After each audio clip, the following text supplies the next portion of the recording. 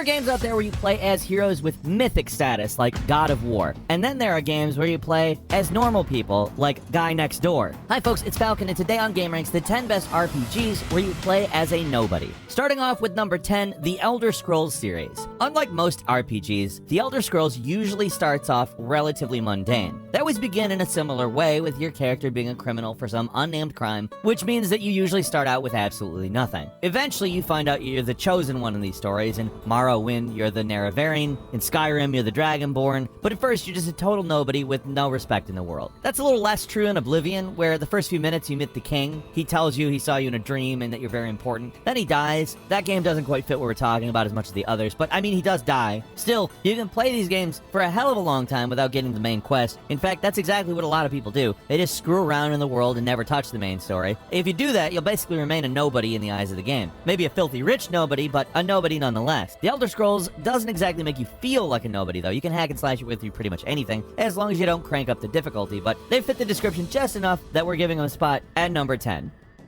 Number 9 is Mount and Blade 2 Bannerlord. Lord is right there in the title, and a big part of the game is becoming a proper lord with a castle and subjects, where you can lead entire armies and be a huge power in the world of the game. But that's just one of the things that you can do in this sandbox RPG. Sure, you can start off as a noble when you're creating your character, but if you want, you can just as easily be a low-born peasant with a few useful skills. Instead of building up your renown and prestige with the local lords, you can become a bandit and pillage villages. You can rob caravans or just fight it out with other bandits. Because of how open-ended the game is, you can pretty much live your life however you want. It pretty much has to involve combat though, but outside that, it's pretty easy and pretty fun to just roll around the world with your gang of bandits just trying to get by. Not exactly glorious, but it is a lot of fun.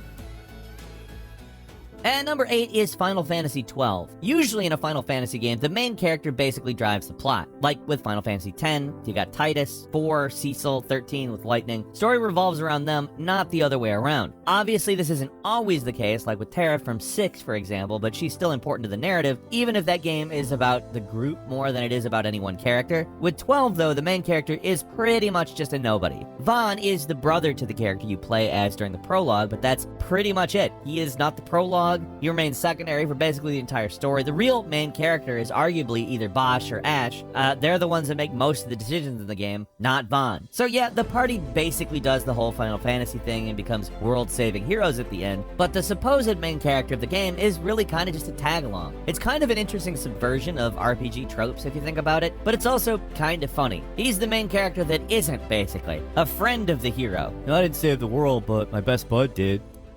And number 7 is Fallout New Vegas. Most Fallout games don't start out with you being some chosen one, usually just somebody who lived in a vault and got sent out to do something. It's usually something important, but you're not uniquely equipped to deal with it in the wasteland or anything. Pretty much anybody could go out and do it, it's just you that is. Even in comparison to other Fallout games though, the character you play as in New Vegas is small potato. They are a courier, that is pretty much it. They deliver packages, they are a UPS man. But obviously in Fallout, so it's not the UPS, just the unnamed courier. Other Fallout heroes are called the Vault Dweller and the Lone Wanderer, but everyone in this game just calls you the Courier, which is not particularly dignified. And just like the Elder Scrolls series, you can go through the game doing basically nothing important. You don't have to get involved in the new California Republic versus Caesar's Legion plot at all if you don't want to. Going through the main story, you'll eventually have to pick a side, but like those other games, it's really easy to ignore it if you don't want to bother with it. You're free to wander the wasteland and do whatever you want, and at least at first, the only real plot hook that's guiding you along is the dude that shot you is in New Vegas. Maybe role-playing and a live and let live type, sure, some dude shot me and stole my package, but whatever, it's a tough world out there, man.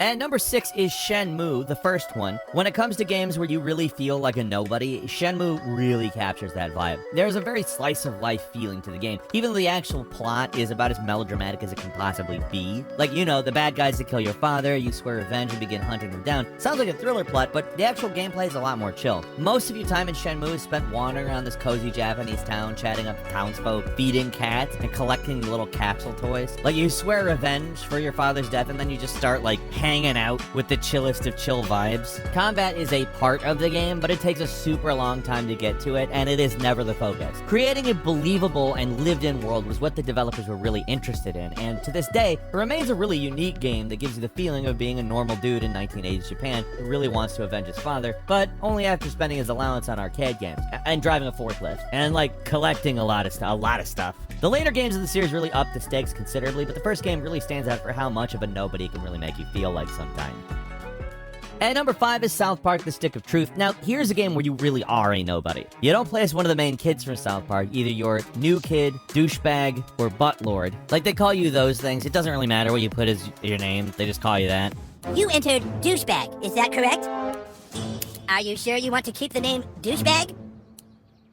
Very well, douchebag. And what you're doing really doesn't matter either. The game is just entirely just kids playing pretend. Of course, things get really out of hand in the usual South Park fashion, but at the end of the day, the whole quest for the Stick of Truth is totally made up and doesn't matter at all. Your main guy does have some unique powers that make them important to the story. They can use these fart techniques for some reason, and they make friends very easily. Yeah, that is your amazing superpower that makes you so important in the end. You can make friends easily. The whole thing just has the feeling of being pointless, and a lot of the humor comes from the fact that the kids are all taking it really seriously.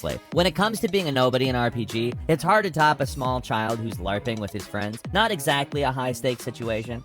At number 4 is Gothic 1, a classic example of an RPG that just dumps you right into the deep end. Gothic is an infamously difficult RPG where you play as a guy dumped into a fantasy prison colony. Your role is actually important, like you're supposed to investigate what's going on behind this magic barrier that keeps all the prisoners locked in, but in every other way, the game just reinforces the fact you're a small fish in a big pond. You start out with basically nothing. You're not going to win any fights you get into at the start. Even the chumpiest looking creatures will take you down, and honestly, again, you're kind of just a chump at first. It doesn't help matter is that the whole game takes place in a prison, basically, so almost everyone you meet is amoral and out for themselves. What seem like pretty standard quest givers are actually guys trying to trick you. People trying to get out of paying you for anything. Bandits lurk all over the place, waiting to rob you blind. It's treacherous, and you can't trust anybody. And that's what made it so unique at the time, how player hostile it was. It makes up for a lot, because even at the time, the game was kind of archaic and ugly looking, even at the best of times, and I've got to think that this would be a tough one to go back to these days. Still, it's one of the most unique fantasy RPGs out there, and there is a remake coming out in the future, so hopefully that'll be a decent way for people to experience this absolutely brutal game.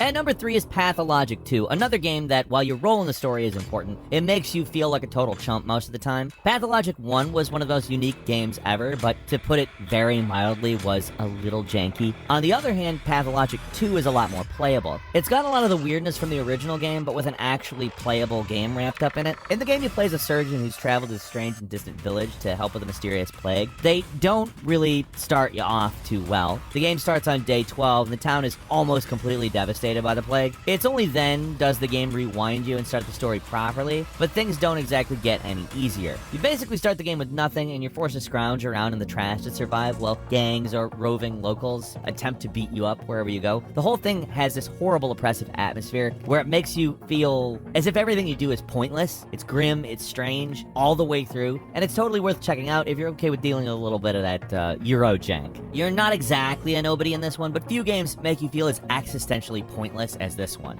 At number 2 is Kingdom Come Deliverance. This is the king of brutal RPGs. The world is harsh and dangerous, and there's death around every corner. Like a lot of games on this list, you're not a nobody, at least by the end, but it's pretty rare for an RPG to start the main character being the son of a blacksmith who can't even read. You're not exactly a peasant, but you're far from a lord at the beginning of the story. That changes eventually, but few games immerse you in the world like this one does. Yes, there are still a lot of bugs and weird issues, but if you want a game that makes you feel like just a random dude who's living in Bohemia in 1403, with all the good and the bad that comes with that, it's this one. Like I said, the combat is brutal, but you also have to eat, sleep, and carefully manage your stamina at all times. Nothing you do comes easily in the game either, whether it's crafting, fighting, or even just saving. Everything's harder to do than most games in a way that makes it feel just a little bit more authentic. It is a bit more of a linear game, not one where you can easily just do what you want like in Skyrim, so you can't really just be a nobody for the entire story. But few games out there make you really feel like a nobody in the way this one does, and it really immerses you in it.